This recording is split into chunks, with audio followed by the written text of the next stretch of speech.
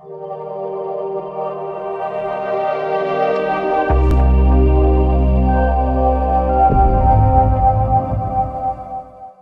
दोस्तों, welcome to discover Rajasthan. आज की इस वीडियो में हम डेप्रिसिएशन के एमसीक्यू डिस्कस करेंगे। तो चलिए शुरू करते हैं। तो जिसमें से पहला क्वेश्चन अपने देखते हैं कौन सा है। डेप्रिसिएशन सॉरी डेप्रिसिएशन की कैलकुलेशन की जाती है किस पे?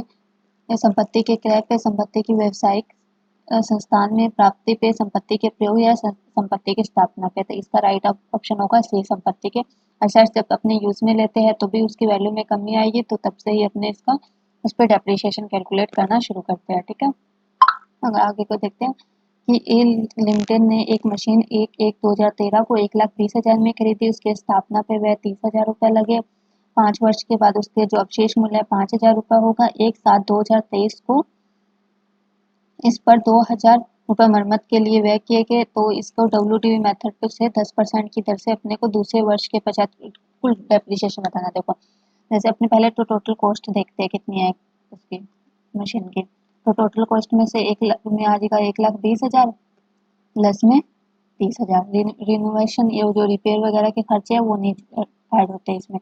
तो ये डेप्रिसिएशन, ये मशीन की वैल्यू आ गई 1,50,000। अब डेप्रिसिएशन कितने पर लगा रहे हैं? 10% पे। तो फर्स्ट ईयर में कितना लगेगा? 15,000 रुपये। तो 15,000 इसमें से लेस हो जाएंगे तो कितना बचेगा? 1,35,000। अब अगले साल भी कितना लगेगा इस पर? 10% यानी 13,500। तो टोटल किया कितना हो गया? 28,500। तो इसका आंसर क्या हो जाएगा? डी ऑप्शन राइट हो जाएगा, 28,500।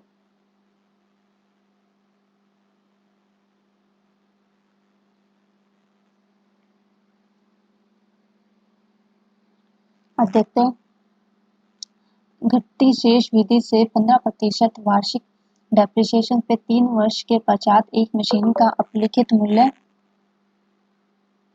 शेष 49,130 है। तो प्रारंभिक मूल्य बताना है। तो देखो 49,000 कितना है? 130। यह 15% के हिसाब से यानी 85। कितने साल का लिया? 3 साल का। तो अपने को 3 बार ऐसा करना पड़ेगा डिवाइड 85 से ऊपर 100। ठीक है, हम इसकी कैलकुलेशन करते हैं।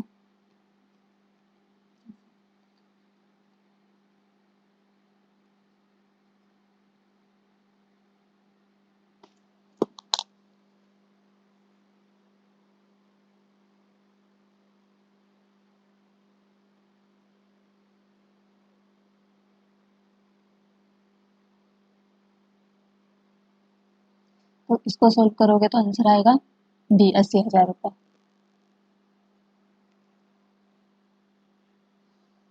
अब देख लेते परिशोधन से आशय को अपलिखित करना है। तब कि परिशोधन अपने किस पे लगाते हैं? इनटेंजिबल एसेट्स पे। और टेंजिबल एसेट्स या फिक्स एसेट पे अपने डेप्रिसिएशन आते हैं। जैसे डेप्रिसिएशन किस पे लगता है? डेप्रिसिएशन फिक्स एसेट पे लगता है। तो इसका ऑप्शन सी हो जाएगा, इसका भी सी। ठीक है, अब देखते हैं निम्नलिखित में से कौन सा ह्रास शब्द की सही व्याख्या? वर्ष के अंत में संपत्ति का मूल्यांकन करना, वर्ष संपत्ति का सत्यापन करना, संपत्ति की लागत को इसके उपयोगी जीवन काल में बांटना, या संपत्ति के बाजार मूल्य में कमी करना। तो इसका ऑप्शन सी राइट हो जाएगा कि संपत्ति की जो लागत है उसे उसके पूर्ण जीवन काल में बांट दिया जाए, ताकि हर साल का उसका जो खर्चा है उसको डिवाइड हो जाए। मूल्यह्रास और मरम्मत का संयुक्त भार किस मूल्यह्रास विधि से लगभग प्रतिवर्ष समान रहता है? ठीक है, तो ये हो जाएगा कौन सा आंसर इसका?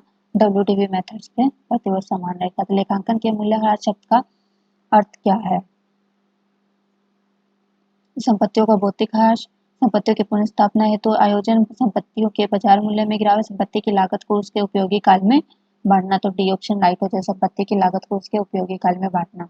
डब्ल्यूडीवी में मूल्यह्रास की गणना की जाती है। डेप्रिसिएशन की कैलकुलेशन क्या की जैसे की जाती है? संपत्ति की वास्तविक लागत पर, संपत्ति के बाजार मूल्य पे, संपत्ति के एप्लीकेट मूल्य पे, या संपत्ति के विशिष्ट मूल्य पे। तो ये डब्ल्यूडीवी मतलब रिटर्न डाउन वैल्यू मेथड। तो इसका आंसर सी हो जाएगा कि संपत्ति के एप्लीकेट मूल्य पे।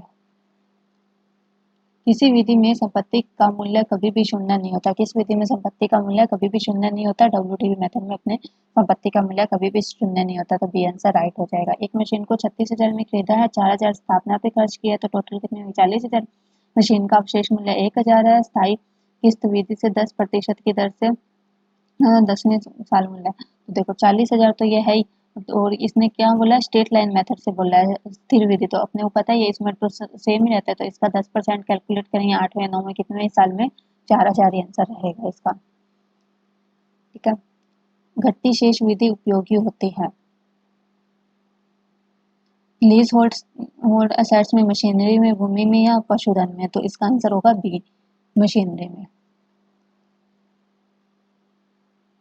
अकाउंटिंग स्टैंडर्ड का मानक कौन सा है? अकाउंटिंग स्टैंडर्ड 6 है, रिवाइज में 10 आ जाएगा, तो बी ऑप्शन राइट है। राष्ट्र की रिक्तता आकलन विधि का उपयोग किन संपत्तियों पर राष्ट्र लगाने के लिए किया जाता है? डेप्रिसिएशन किस पे किया जाता है?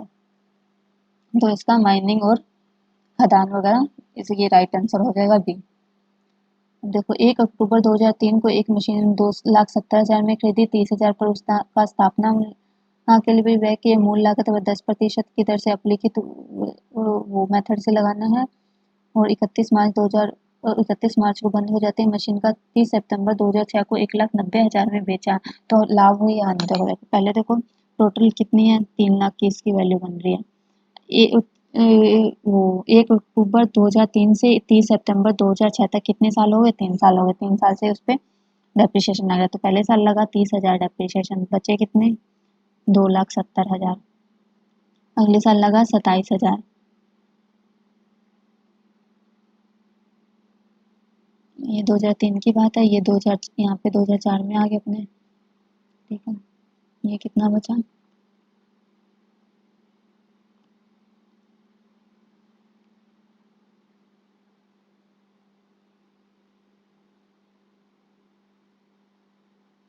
ये 2005।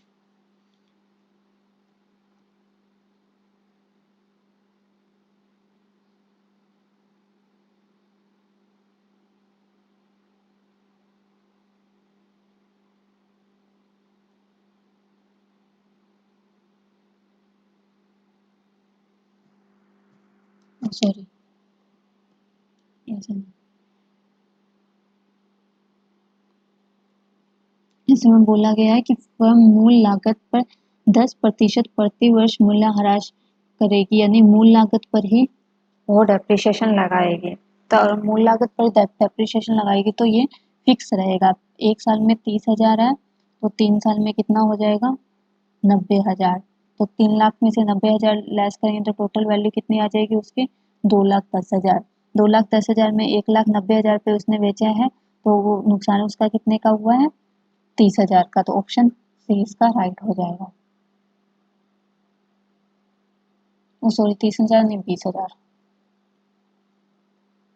20,000 इसका ऑप्शन बी राइट हो जाएगा।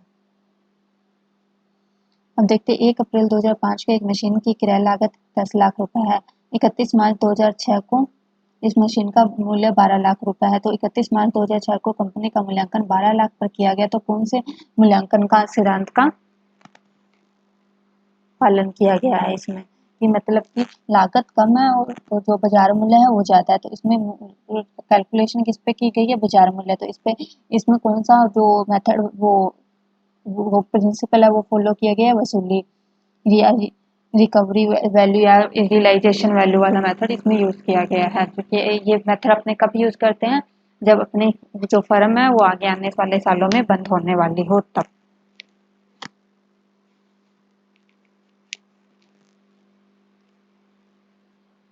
अब देखते हैं मूल्यांकन लागत का मुख्य उद्देश्य नहीं है। कर भार में कमी करना, चिट्ठे द्वारा सही आर्थिक स्थिति दर्शाना, सही लाभ हानि ज्ञात करना, स्थायी संपत्ति के पुनः स्थापन हेतु कोष तैयार तैयार करना। तो ये तीनों इसके उद्देश्य है, लेकिन कर भार करने वाला इसमें उद्देश्य नहीं है, तो ये ऑप्शन राइट हो जाएगा। मूल्यह्रास प्रावधान की विधि जिसमें ब्याज को ध्यान में रखा जाता है, ब्याज वाला कौन सा होता है? Annuity method. तो ए ऑप्शन राइट हो जाएगा इसका। लेखांकन मानक 6 मूल्यह्रास विधि परिवर्तन की सिफारिश करता है यदि आवश्यक हो। आर्थिक स्थिति को प्रभावित करने के लिए, शुद्ध लाभ अथवा हानि को प्रभावित करने के लिए, कानूनी आवश्यकता को पूरा करने के लिए, मूल्यह्रास राशि को प्रभावित करने के लिए। तो इसका ऑप्शन सी राइट होगा। कानूनी आवश्यकताओं को पूरा करने के लिए अपने उसमें डेप्रिसिएशन के मेथड में चेंज कर सकते हैं। भारतीय लेखांकन मानक 6 मूल्यह्रास लेखांकन को लागू होता है। ये लागू होता है संयंत्र मशीनरी पर, वन संसाधनों पे, ख्याति पे या शोध या विकास खर्च पे। तो इसका ऑप्शन ए राइट हो जाएगा। ये प्लांट एंड मशीनरी पर लागू होता है। लीज पर संपत्ति पर मूल्यांकन आकलन की समुचित विधि है। लीज पर अपने कैसे मूल्यांकन करेंगे? तो ये पुनः स्थापना से, पूर्ण मूल्यांकन से, स्थायी किस्त विधि से, या रिटर्न डाउन या क्रमागत ह्रास विधि से। तो इसका फिक्स इंस्टॉलमेंट मेथड से अपने किस पे लीज जो एसेट्स होती है उस पर फिक्स एसेट इंस्टॉलमेंट मेथड से अपने डेप्रिसिएशन की कैलकुलेशन करेंगे।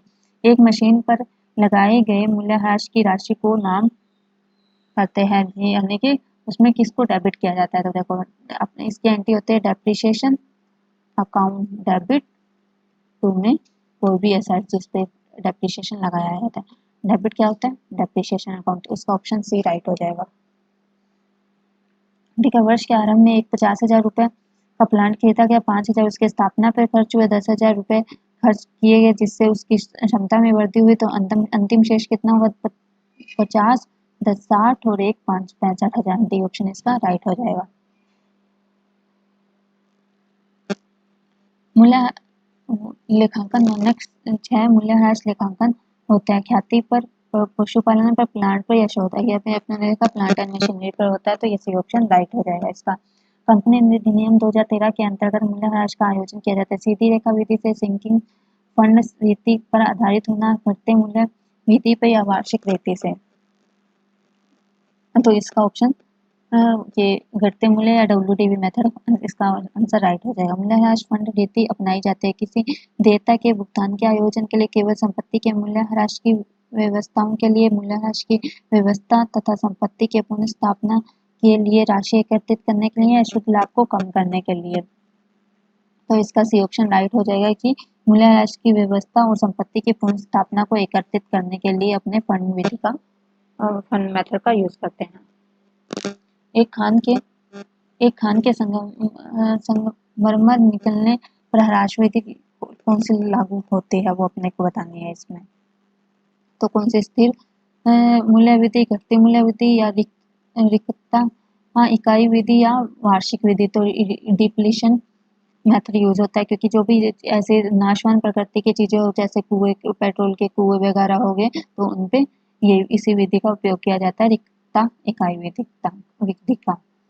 27वां। अब 28वां क्वेश्चन देते हैं। ह्रास प्रावधान का रखा जाता है श्रमिकों को संतुष्टि करने के लिए, विनियोगकों को संतुष्ट करने के लिए, चिट्ठे का सही और उचित चित्र प्रस्तुत करने के लिए, प्रबंधकों को संतुष्ट करने के लिए। तो इसका सी ऑप्शन राइट हो जाएगा। चिट्ठे का सही और उचित चित्र प्रस्तुत करने के लिए। लेखांकन में प्रयुक्त मूल्यह्रास शब्द का आशय है स्थायी संपत्तियों का भौतिक ह्रास, स्थायी संपत्तियों के प्रतिस्थापन हेतु प्रावधान, संपत्तियों के उपयोगी जीवन काल में लागत का आयगत वितरण या संपत्ति के बाजार मूल्य में गिरावट।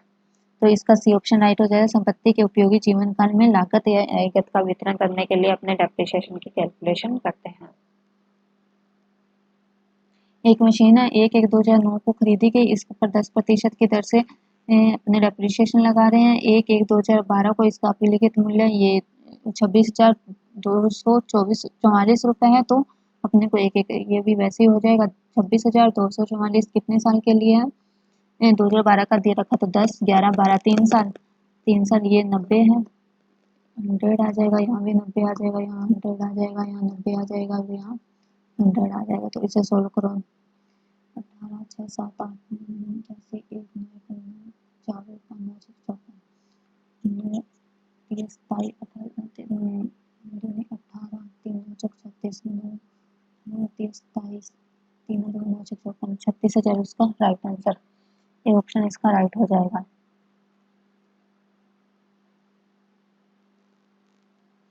परिशोधन के मतलब के अपलेखन से है। प्रशोधन में किसका होता है? इंटेंजिबल एसेट्स का होता है, तो सी ऑप्शन राइट हो जाएगा। अप्रचलन का मतलब मूल्य में डैशडस के कमी के कारण कमी होता है, तो ये किसका होता है? खोज और आविष्कार के नए नए खोज हो जाते हैं तो पुरानी चीजें अपने को आउट ऑफ फैशन हो जाती है, तो ये डी ऑप्शन इसका राइट हो जाएगा। निम्नलिखित में से किसके लिए वार्षिक विधि ये तैयार की जाती है? कि एन्युएटिव मेथड अपने किस में लगाते हैं? लीज पे, इंटेंजिबल एसेट्स पे, फिक्स एसेट्स पे, या ऑल ऑफ द अबव पर? तो ये किस पे मेथड लगता है? लीज पे लगता है, तो ए ऑप्शन राइट हो जाएगा इसका। एक कंप्यूटर है जिसकी लागत 50,000 रुपये है, अब शेष 10,000 रुपये, वर्ष के दौरान वो 6,000 घंटे काम करेगा, या उसने कार्यशाली कितने हैं? 20,000 है, ठीक है। तो 50,000 में से 10,000 के ये बचे 40,000, 40,000 काम करेगा 20,000 घंटे, तो अपने को 6,000 का निकालना है। ये आ गया बी, 6,000, 12,000 इसका राइट आंसर हो गया। वार्षिक विधि के तहत मूल्यह्रास की राशि क्या होती है? सभी वर्षों में स्थिर होती है, हर साल बढ़ती है, हर साल घटती है, वर्ष के दौरान उतार चढ़ाव रहता है, तो इसमें क्या होते हैं? ये हर साल स्थिर रहती है रेट मेथड में। निम्न में से क्या संपत्ति की लागत को कम नहीं करता? संपत्ति का निरंतर उपयोग, दुर्घटना, प्रचलन या इंश्योरेंस? तो इसका डी ऑप्शन राइट हो जाएगा कि बीमा उसकी लागत को कम नहीं करता, यानी कि लागत को चाहे बढ़ा ही देगा क्योंकि उसकी उस कॉस्ट में ऐड हो जाएगा। निम्नलिखित में से मूल्यह्रास लेखांकन की विधि है? कुल लागत विधि, इंडेफिनिट विधि, मूल लागत विधि, या स्क्रैप मेथड? तो ये क्वेश्चन ओरिजिनल कॉस्ट मेथड इसका राइट आंसर जाएगा। निम्नलिखित ज्ञात दायित्वों के लिए बनाया जाता है? जो नॉन लायबिलिटी होती है उसके लिए अपने क्या बनाते हैं? पूंजी संचय, सामान्य संचय, प्रावधान या गुप्त संचय? तो इसके लिए अपने पहले से ही प्रोविजनिंग करके रखते हैं, प्रोविजन डेप्रिसिएशन के लिए, डेटर्स के लिए, ये सब, तो सी ऑप्शन राइट हो जाएगा। देनदारों पर भट्टा आयोजन अंतिम खाते बनाते समय दर्शाया जाता है।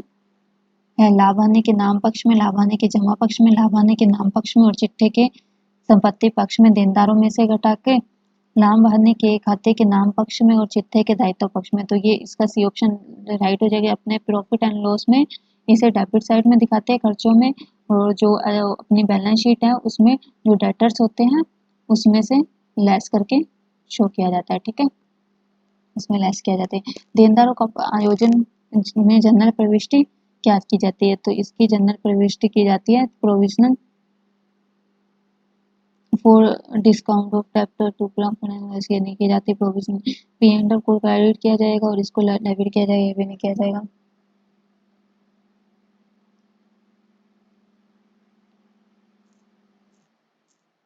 इसका राइट आंसर होगी सी, प्रॉफिट एंड लॉस को डेबिट किया जाएगा और provisional for discount of debtors को क्रेडिट किया जाएगा, ठीक है। अब देखते हैं उत्पादन इकाई विधि में अवमूल्यन राशि की गणना का सूत्र कौन सा है? तो ये सूत्र तो मैंने लास्ट वीडियो में करवाए थे, आप उसमें से भी देख सकते हो। डेप्रिसिएशन क्या है? Production during the year upon में एस्टिमेटेड प्रोडक्शन कितना हुआ, तो ये सी ऑप्शन राइट हो जाएगा। कॉस्ट ऑफ एक्विजिशन से मूल्यह्रास को घटाने से प्राप्त परिसंपत्ति मूल्य कहलाता है? बही मूल्य, शुद्ध प्राप्य मूल्य, फेयर मूल्य या बाजार मूल्य? तो इसका आंसर होगा बही मूल्य, बुक मूल्य। उस विधि को क्या कहा जाता है जिसमें किसी प्रतिष्ठान और ह्रास योग्य परिसंपत्तियों के इस्तेमाल की उम्मीद की जाती है? परिचालन जीवन चक्र, उपयोगी आयु, शेष आयु या ह्रास? तो इसका बी, उपयोगी आयु, जब तक अपने मशीन वगैरह को यूज करेंगे उस एसेट्स को। निम्न में से किसके अवशयी परिसंपत्तियों से जुड़ने को आस्थगित आय को माना जाता है, जिसे परिसंपत्तियों के उपयोग जीवन के व्यक्तिगत, व्यवस्थित व विवेकपूर्ण आधार पर पी&एल में राजस्व के रूप में दिखाया जाता है? तो रियलाइजेबल वैल्यू, निस्तारण वैल्यू, बही मूल्य या अनुदान? तो डी ऑप्शन राइट हो जाएगा इसका, अनुदान। 31/3/2023 की स्थिति के एक के अनुसार परिसंपत्तियों का बहिर्मान 20,000 है। परिसंपत्ति पर राजस्व 10% की दर से प्रभावित किया जाता है यदि संपत्ति 31 मार्च को 1,50,000 में बेच दी है। देखो 20,000 की पहले साल कितना लगा, 10% के हिसाब से 2,000 बचा कितना, 18,000। ये हो गया 2014 में।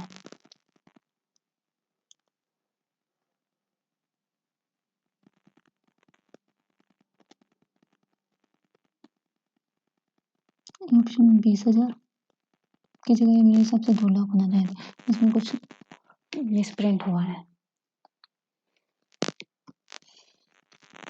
एक समान विनिर्देशन के उत्पादन करने वाले मशीनों के लिए लागू है शुद्ध है। Production unit method machine our duplication या सम ऑफ ईयर डिजिट मेथड, ये प्रोडक्शन यूनिट मेथड इसका राइट आंसर हो जाएगा। 1/4/2012 को एक संपत्ति 4 वर्षों के लिए पट्टे पर खरीदी गई जिसकी लागत 1 लाख रुपए है। 4 वर्ष के लिए 5% ब्याज लागू करने पर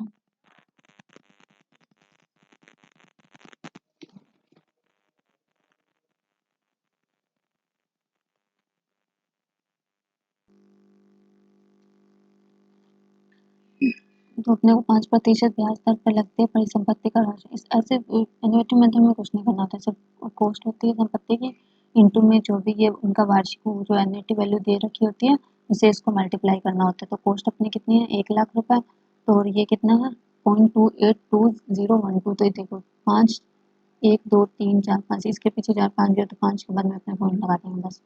1 2 3 4 5, तो ये आ जाएगा 28,201.2, यानी कि इसका राइट आंसर हो जाएगा ए 28,000। ठीक है।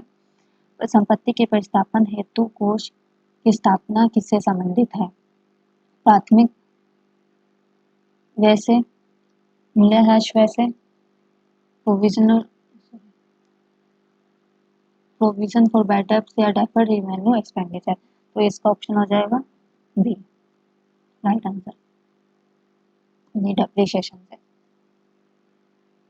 निम्न में से कौन सा कारक परिसंपत्ति अवमूल्यन की गणना करता है, market value of the assets, estimated residential value, method of production या पर्पस ऑफ यूज। तो इसका आंसर हो जाएगा बी, एस्टिमेटेड रेजिडेंशियल वैल्यू। ठीक है। तो डेप्रिसिएशन के क्वेश्चन यहीं खत्म होते हैं। नेक्स्ट वीडियो में अपना अगला टॉपिक डिस्कस करेंगे। तब तक के लिए अपने पढ़ाई पर फोकस करते रहिए।